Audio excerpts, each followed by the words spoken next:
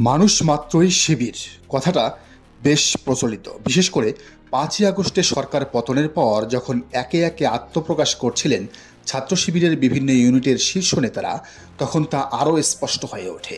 দেখা যায় ঢাকা বিশ্ববিদ্যালয়ের সূর্য সেন হলে একই রুমে ছিলেন, অথচ রুমমেট জানেন না সাদিক কায়েম শিবিরের সভাপতি, কিংবা সেক্রেটারি ফরহাদকে চিনতেন না খোদ তার ক্লোজ বন্ধুরাও, যদিও তাদের অমায়িক আচরণে মুগ্ধ ছিলেন সবাই।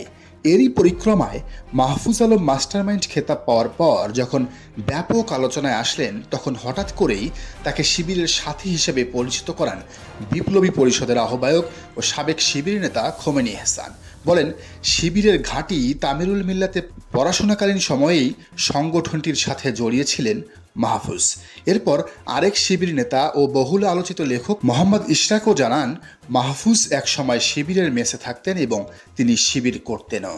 তথ্য উপদেষ্টা হওয়ার কয়েকদিনের মাথায় গেল 12ই মার্চ হুট করে মাহফুজ এক স্ট্যাটাসে লেখেন, জামাত যুদ্ধাপরাধের সহযোগী ছিল, সাথে পথ বাতলে দেন কিভাবে জামাত শিবিরকে প্রতিহত করতে হবে সে ব্যাপারেও। এরপর এ নিয়ে আনুষ্ঠানিক প্রতিবাদও জানায় জামাতে ইসলামী। সবশেষ গেল 10 ও 11 মে পরপর দুটি ফেসবুক স্ট্যাটাসে জামাত শিবিরকে নিয়ে আপত্তিকর লেখা লেখেন মাহফুজ। এরই জেরে মাহফুজের কয়েকটি ছবি ভাইরাল হয়। তার মধ্যে একটি ফোকাস কোচিং সেন্টারে 2016 সালের ছবিতে দেখা যায় মাহফুজ ঢাবি শিবিরের সভাপতির কাছ থেকে ল্যাপটপ উপহার নিচ্ছেন। একদিকে তামিরুল মিল্লাত, অন্যদিকে ফোকাস কোচিং সেন্টার। দুটি প্রতিষ্ঠানই শিবির পরিচালিত হওয়ায় সবাই ধরেই নেন মাহফুজ আসলে শিবিরেরই লোক। আর শিবির হয়ে সে শিবিরের বিরুদ্ধে লিখছে, এটা মানতেই পারছিলেন না অনেকেই। তবে এরই মধ্যে বেরিয়ে এলো আসল তথ্য, যা ফাঁস করলেন খোদ মাহফুজের বন্ধু তাহসিন বিন বাশার। বাশার জানান, মাহফুজ তামিরুল মিল্লাতে পড়লেও সে ছিল কট্টর শিবির ও মওদুদিবাদ বিরোধী।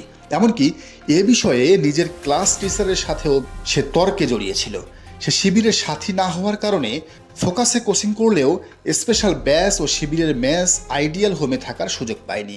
ঢাকা বিশ্ববিদ্যালয়ে ভর্তির পর সে শিবিরের মেসে উঠেছিল, কিন্তু তখনও শিবির করেনি। পরে ঢাকা ইউনিভার্সিটিতে শিবিরের বুদ্ধিভিত্তিক সংগঠন ইউনিভার্সিটি অফ থট তথা ইউটিতে যোগ দেওয়ার সময় তাকে শর্ত দেয়া হয়, এখানে যুক্ত হতে হলে অন্তত সাথী হতে হবে। আর এ কারণেই সে কর্মী হয়েছিল, কিন্তু সাথী হয়নি।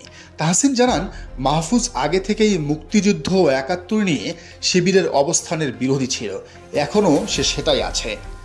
এই তথ্য তাহসিন লিখেছেন মাহফুজ আলমকে ফেসবুকে ট্যাগ দিয়েই। ফলে ধরে নেওয়া যায় এতে মাহফুজের কোনো আপত্তি আসলে নেই।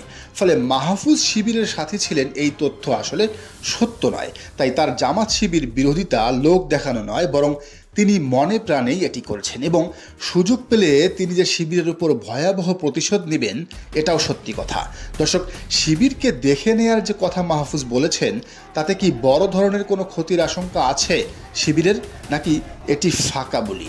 জানান কমেন্টের ঘরে। আর এই চ্যানেলে নতুন হলেও রাজনীতির নিত্য নতুন তথ্য বিশ্লেষণ পেতে চ্যানেলটি সাবস্ক্রাইব করে বেল আইকনটি বাজিয়ে দিন।